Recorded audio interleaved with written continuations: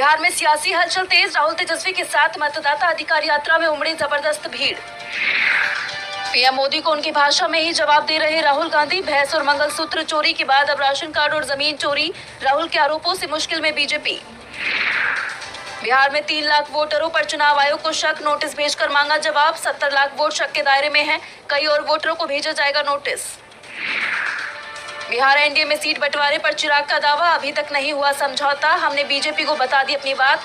BJP चिराग को 20 सीटों से ज्यादा देने को तैयार नहीं।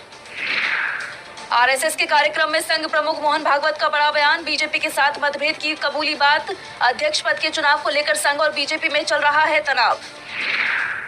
जापान पहुंचे पीएम मोदी का हुआ भव्य स्वागत। जापान के बाद चीन दौरे पर जाएंगे प्रधानमंत्री। चीन में राष्ट्रपति जिनपिंग से 40 और रूसी राष्ट्रपति पुतिन से 45 मिनट होगी पीएम मोदी की बात।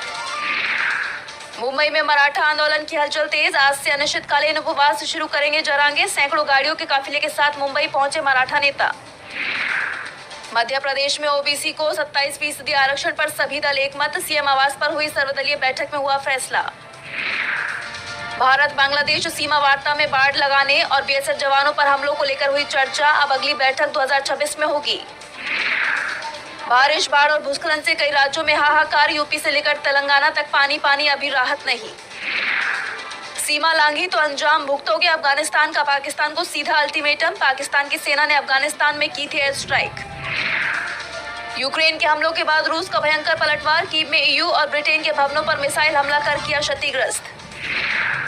जापान ने अमेरिका को दिया झटका। लटकी टैरिफ डील। आखिरी समय में जापान के शीर्ष व्यापार वार्ताकार रयोसी आकाजावा ने अमेरिका का दौरा रद्द किया।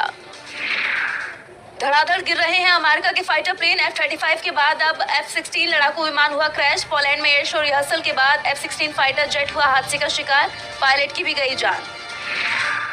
रूस ने यूक्रेनी नौसेना के टोही जहाज सिमफेरोपोल पर ड्रोन से किया हमला डेन्यूब नदी के डेल्टा में हुआ। रूसी हमले के चलते समुद्र में डूब गया यूक्रेन का जहाज। ट्रंप के 50% टैरिफ को भारत का ठेंगा। बढ़ाने जा रहा रूस से तेल आयात। रॉयटर्स की रिपोर्ट में बड़ा दावा। मुकेश अंबानी की कंपनी की नई पेशकश। बैंक में पड़े पैसे को म्यूचुअल फंड में कर देगी निवेश। रातों रात होगी कमाई।